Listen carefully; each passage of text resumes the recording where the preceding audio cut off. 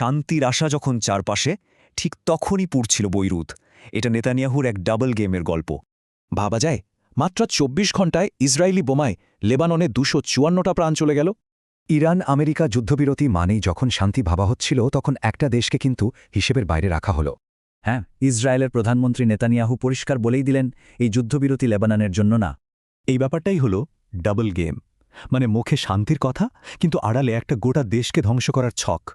এসব মিলিয়ে লেবানন যেন বিশ্ব রাজনীতির দাবার বোর্ডে একটা অসহায় ঘুঁটি হয়ে দাঁড়িয়েছে। নেতানিয়াহুর অবস্থা এখন বেশ সঙ্গীন। বলা যায় তার পিঠ দেয়ালে ঠেকে গেছে। ইরানের কর্মসূচি তো আটকাতে পারলেনই না, এখন আবার দেশের ভেতরেই প্রচণ্ড চাপের মুখে পড়েছেন।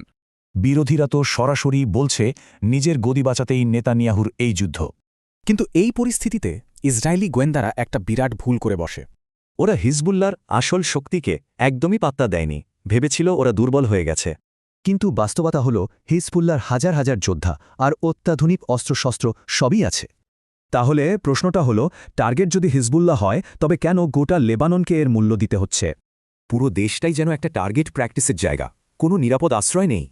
লেবাননের রেড ক্রস প্রধানের কথায়, এটা যুদ্ধ নয়, এটা একটা লাগামহীন গণহত্যা। হাসপাতালগুলো আহত মানুষে ভর্তি, আর ধ্বংসস্তূপের নিচে চাপা পড়ছে আস্ত পরিবার। দেখুন কিভাবে জ্বালানি কেন্দ্র, বিমানবন্দর সবকিছু টার্গেট করে অর্থনীতিকে পঙ্গু করা হচ্ছে। এর মানে পরিষ্কার, লক্ষ্য শুধু সামরিক জয় না, বরং পুরো একটা দেশকে পঙ্গু করে দেওয়া। মধ্যপ্রাচ্যের ভবিষ্যৎ আর আলোচনার টেবিলে ঠিক হচ্ছে না, সেটা এখন স্পষ্ট। এর ভাগ্য লেখা হচ্ছে বৈরুতের ওই ধ্বংসস্তূপের মধ্যে। তো এই যুদ্ধের আগুন কি নেতানিয়াহু নিজের ক্ষমতাকে আরও পোক্ত করবে? নাকি এই আগুন শুধু বৈরুতে না থেকে পুরো মধ্যপ্রাচ্যের মানচিত্রই চিরদিনের জন্য বদলে দেবে?